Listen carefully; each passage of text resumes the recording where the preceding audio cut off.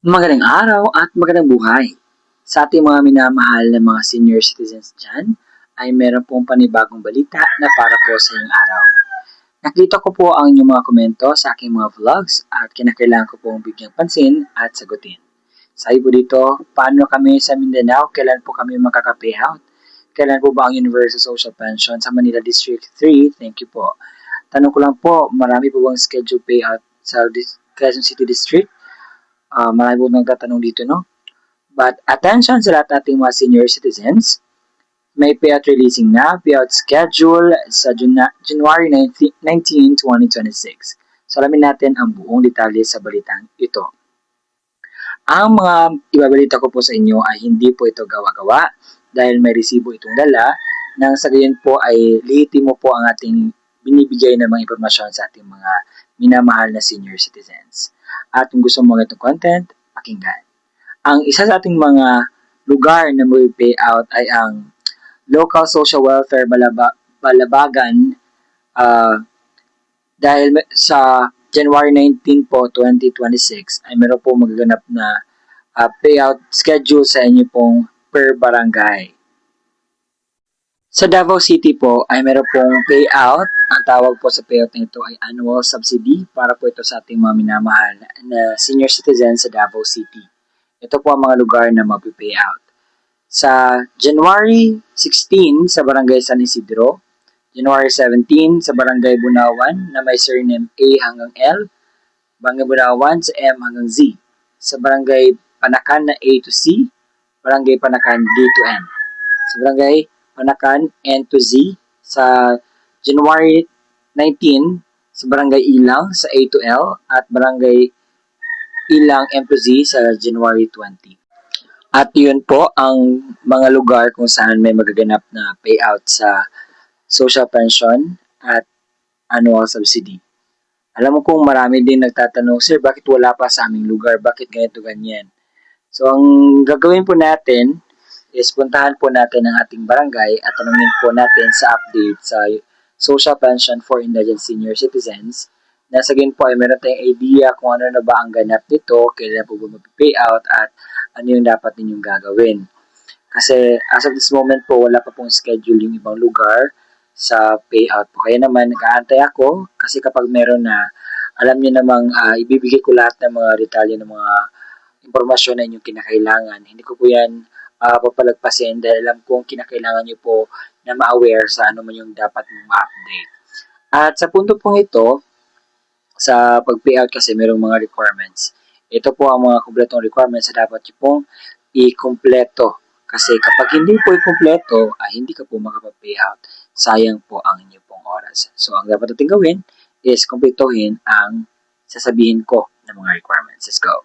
Citizens or benepisyaryo ang kukuha ng kanyang payout, isang malinaw na photocopy or Xerox ng senior citizens ID na mayroong tatlong original na pirma or thumb mark katulad sa ID ng senior citizens. Paalala, panatilihing presentable ang mga dokumento, ilagay sa plastic envelope nang iwasang magusot. Huwag bilutin ang mga papel at siguraduhin pareho ang pirma o thumb mark base sa senior citizens. Kung authorized representative ng senior citizens or beneficiary ang kukuha ng pensyon, isang malinaw na photocopy ng ID ng senior citizens at lagyan na tatlong original na pirma o thumb mark katulad ng nasa ID ng senior citizens. Authorization letter na nagmumula sa MSWDO, CSWDO at OSCA na mayroong original na pirma na MSWDO, OSCA, senior citizens at authorized representative. Isang malinaw na photocopy ng government-issued ID gaya ng SSS, updated PhilHealth ID, Barangay ID, UMID, Voters ID, updated voter certification, updated police clearance ng authorized representative at lagyan na tatlong original na pirma o thumb mark katulad ng ipapakitang ID. Paalala, siguraduhin pareho ang lagda thumb mark ng senior citizen, beneficiaryo at authorized representative base sa kopya ng government-issued ID na presenta. Kumpletuhin ang mga hinihinging nagda, thumb mark sa authorized letter, iwasang magusot at huwag bilutin ang mga dokumento.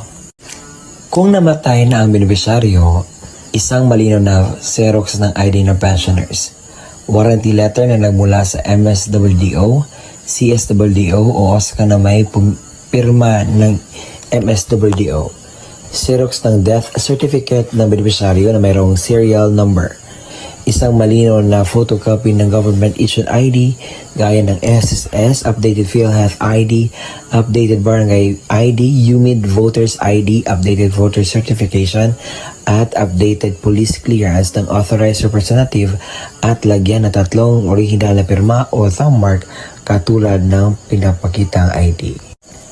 Paalala, kumpletuhin ang mga hinihinging lagda o thumb mark sa warranty letter at iwasang huwag gusot at huwag bilutin ang mga dokumento.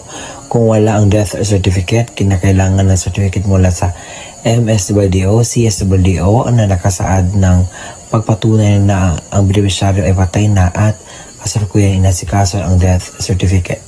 Huwag kalimutan magdala ng iyong ballpen na itim, payong at saka tubig. At kung meron na doon na po kayo sa payout, kinakailangan niyo pong gawin ito. Kinakailangan kumain muna kayo before pupunta sa payout. Magdala ng sariling ballpen, inumin at gamot kung kinakailangan. Baka pagdating po doon ay medyo mas ready tayo para maiwasan natin ang mga darating pang mga sakuna. At ang gagawin niyo po is magpila po, sumunod sa mga alituntunin ng payout. At yun po. At yun po ang kumpletong detalye na ating nalalaman ngayon. Maraming salamat po sa walang sawang pagsusuporta, panonood po sa ating mga ina-upload na vlogs. Umabot na po tayo sa 70,000 subscribers. Maraming salamat po and God bless us all. Gawin natin 100K. Kaya ba? Salamat! Maraming salamat po sa panonood at nasanay nakatulong ako sa inyong araw at huwag kalimutang isubscribe ang aking YouTube channel. Hanggang sa muli nating pagkikita. Bye-bye!